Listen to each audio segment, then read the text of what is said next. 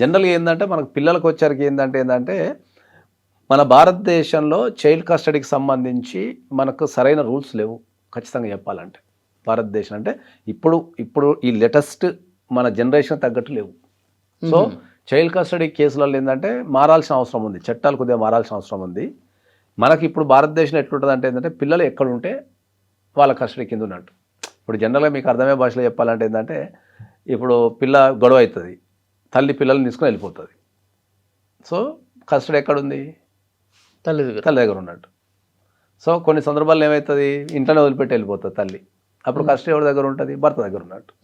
అది కాబట్టి నేను ప్రత్యేకంగా చెప్పేది ఏంటంటే పెళ్ళైన తర్వాత భార్యాభర్తలు మధ్యలో ఏ రకమైన సమస్య వచ్చినా దాంట్లో ఎవరో ఒకరు దాన్ని రిపేర్ చేసుకొని మళ్ళీ కలిసిపోవాలనుకున్నప్పుడు చట్టపరంగా మనం జ్యుడిషియల్ సపరేషన్ అనేది వేసుకొని దాని ద్వారా నీ లైఫ్ని ఆర్గనైజ్ చేసుకుంటూ రీకన్సిలేషన్ ద్వారా కావచ్చు, లేకపోతే మీడియేషన్ ద్వారా కావచ్చు, రకరకాల పద్ధతుల ద్వారా నువ్వు ఆ సంసారాన్ని నిలబెట్టుకోవడానికి చేయాల్సిన ప్రయత్నమే జ్యుడిషియల్ సపరేషన్ అని చెప్తాను.